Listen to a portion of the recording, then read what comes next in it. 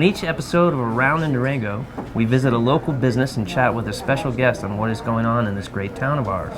Today we're talking with owner Paul Gelose of the Palace Restaurant. We'll also be talking with Ann Marie Meighan, the Executive Director from Adaptive Sports Association, about how they're helping others in the community.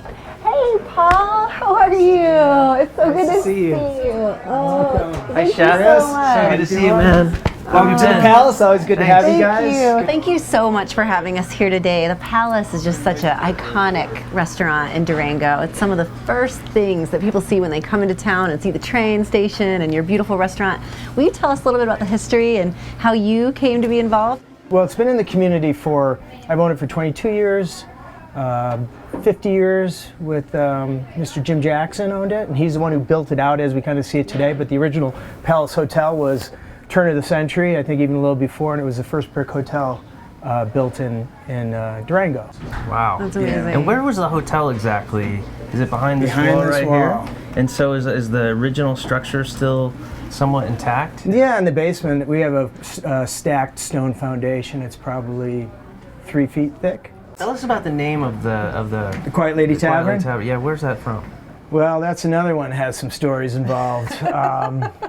I'm not 100% sure, but the Quiet Lady in my day is the statue out on the foyer that's missing its head, you know. Wow. I believe, and then I heard a story, whether it's true or not, that they found it when they were excavating in the early 70s when they decided to put the bar on, the Quiet Lady Tavern, and our depot restaurant. I didn't have any money to change the sign or the name, so I was like, that's the Quiet Lady Tavern at the Palace. Yeah, It works. it has worked fine for 22 years. Yeah. But you've been all over the world chefing and doing all kinds of culinary things. I had a mean, great career. Yeah, it's amazing, really. Yeah. It's Switzerland and France. Yeah, you know, I bounced around every 3 years to chase my resume. And I always tried to work for the best place. After a while, I spent 9-10 years in Telluride and then Chicago. Yeah. And it was a great time to be a chef. And the celebrity chefs were just starting. Jeremiah Tower was kind of like the first name out there, and Alice Waters. And then you were a celebrity chef for Oprah. Tell us how did that come to be? I was living in Telluride, and I had a partner. We had several restaurants, the Powder House, Fat Alley Barbecue I founded, Joe's Catering, and so I catered for CEOs, and they were living there. Late 80s, early 90s were exploding in Telluride. It was still dirt roads, and it was Telluride, man. It was a hippie town. Yeah. It was a wild It's town. so different than it is today in many ways. I mean, It is. really has evolved. But you know what's interesting is the mountain is such a challenging mountain. Yeah, It doesn't matter how much money you got. Okay? Can't master that with No, money. it's awesome. Yeah. So it becomes like if you're a really good skier there, people hold their hat up to you, even though maybe you're, you know, a worker bee. Yeah. But so it's really cool in that respect. Well, I remember when Oprah came to visit you or come to Durango and came to the restaurant, and it caused this. It was chaos. Yeah. Wrongs of Chaos. I was people. trying to go home early that night. My chef was off, and I see this guy come in with his camera. It had an antenna. It was a big, it wasn't your average tourist camera. Right. And I was like, what are they doing? And all of a sudden I looked up and there was this commotion out in the depot, and there was mic booms and, you know, an entourage coming, and I recognized a few people, and one of them was Oprah Winfrey, and then it all came together. Like, So it was really great. It was a great surprise. It was awesome. great. It was really good. She was a great lady to work for. My love of Colorado was bigger than Oprah Winfrey. Yeah. So I was fortunate to have the Palace fall on my lap a little bit on that time. How did Durango become your next lifestyle choice after all of those other adventures? Opportunity presents, I jump at. I sometimes don't think it through well enough, but 22 here I years am. later. Yeah, 22, it's all right? worked Huh? out. Okay, It's that's all good, worked huh? out. That's awesome. 22 years in the Yes. restaurant That's business, amazing. right? Good job. That's something. Congratulations. Good job. That is pretty amazing. That's pretty good. My dad said this business never goes away. That's right. That's right. Everyone wants to eat and drink. Drink Yeah. more in the bad times, right? Eat more in the good times. Is that how it That's works? very Or- true. Yeah. That's very true. People still want to gather, they want to eat, they want to drink, and they want to fight. Hopefully, we close before that happens. Although there were some controversial or some historical stories about some fights that were here in the Palace. I just learned there was a duel in the turn of the century. I think it was the early 1900s, and don't know much detail on it, but it happened right out front. And there was an argument in the bar here, which would have been on this side of the wall. And they decided they're going to finish it in a duel. And they have a duel. One guy dies in the duel. right? That's what's supposed to happen. Yeah. And the other gentleman comes back into the tavern here, the Palace Hotel it was called, and he dies 45 minutes later. Wow. By don't say- mysterious They say circumstances. no. I don't know. He could have had a heart attack. Maybe he was wounded. Maybe he was poisoned. Dun, dun, dun. Yeah. So it's figure out pretty what that cool. That's the Wild West, right? Yeah, the story. That's Solve that really, mystery. it's pretty neat. With regards to the community, it's been a great community to do business in. I know when I looked at the list of the community organizations that you support, it's long, and Try. we just really wanted to say how much we appreciate that Thanks. as members of the community and all that you do. I wish I could do more. I try what I can do, and it's a win-win. I know people support me. I want to support their cause, and Chris, awesome. thank you. Yeah, thank That's you. Christina, awesome. thanks. Yeah, thanks so much. That was great. All right, All right. that's great. Appreciate your help. So we have the pear ginger martini, then we have our skinny margarita, then we have our blackberry vodka lemonade. Let's have a cheers. All right, well, There you go. cheers. Cheers. Ann Marie, thanks for coming. and Thanks for visiting with having us. me. I'm really Really excited to be appreciate it. here. Oh, that's delicious. That's Very good nice. too. Yeah. How's very yours? nice. It worked out perfectly. All right. All right, that's Thank great. you for Good. asking. That's perfect. So the Adaptive Sports Association, I've been really excited about this interview, honestly, because this really is close to my heart, and I know how great the organization is.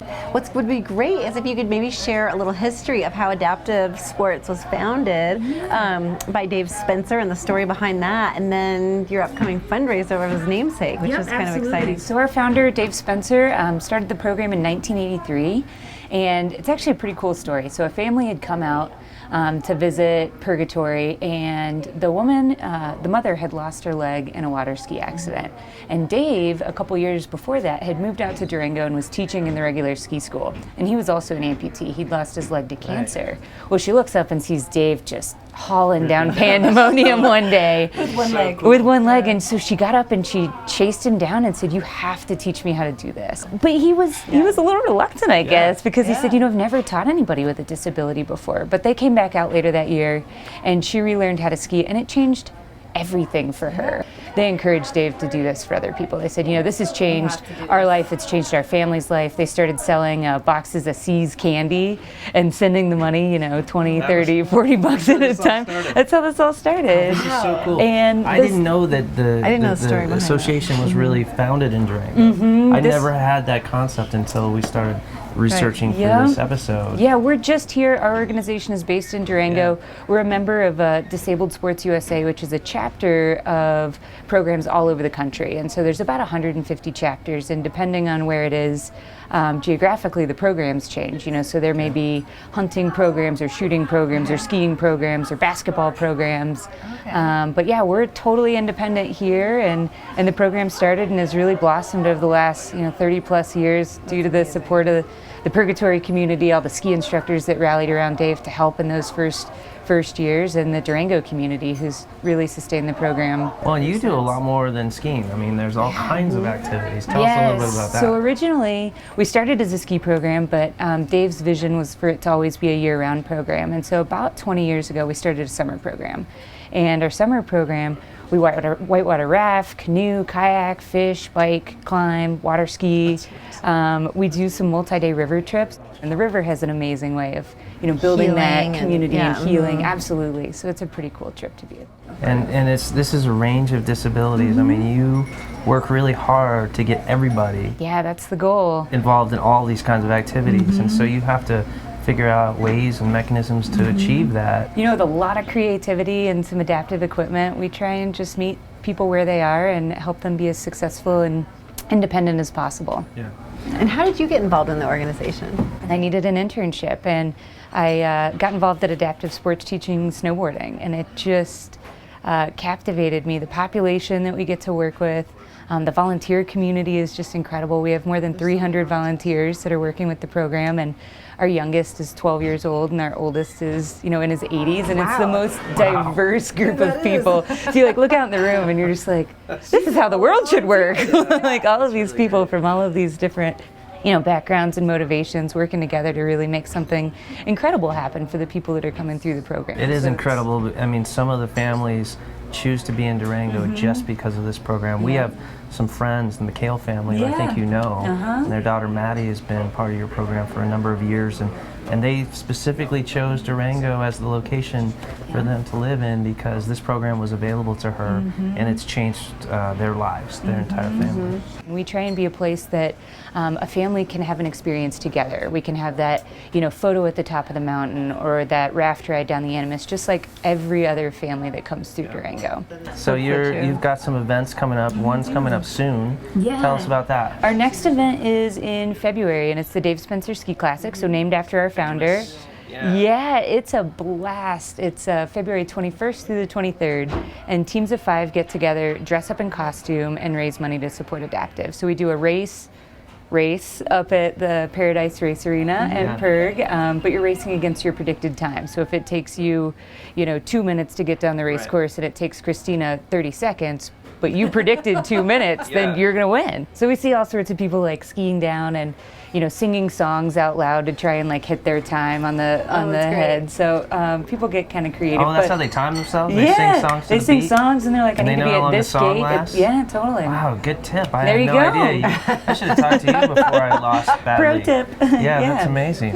Yeah, so we're looking for teams and business sponsors to help with the event. You guys sponsored a team last year, our Wild Wheelies group, so a group of mono skiers. Costumes and all Yeah, this they cool had stuff. costumes and all the sit Yeah. skiers coming down, so that was really awesome. We really appreciate that support. And Of course. so yeah, that's our biggest fundraiser of the year, and so we're looking forward to that. And right now we're just kicking off the winter season, so That's really very exciting. good. Great Yeah. snow and beautiful weather. fabulous conditions. Do you have a website where people can go and learn about the organization? asadurango.com. Okay, and you could donate on there, I'd You can imagine? donate on there. Do things like that? We're on Facebook and Instagram, so if you want to follow us, you can see. We try and post pictures of folks who are coming through and tell the stories of the victories that we're seeing every single day with the people. So it's a fun way I to. love that, the victories you're seeing every day. That Are is there really other beautiful. events or fundraisers we should know about? In the fall, we do a Harvest Gala auction, and we partner with Manna. They do our food and do a live and silent auction up at Riverbend Ranch, and that's been for the last couple years, and it's a really fun fall event. Nice. That's really great. Well, thank you so much for everything you Yeah, do for thank you. the community and thank all those you. folks that have disabilities. And we should cheers again. Yeah, I Yeah. love your energy and enthusiasm. Yeah, thank Thanks you. for sharing all the victories. Thanks for having me. You bet. Thank you again for joining us and having a round here at the Palace Restaurant. It's been a pleasure talking with Paul and Ann Marie. We're excited to be able to share their stories and what they are doing here in Durango. We'll see you next time for another Around in Durango.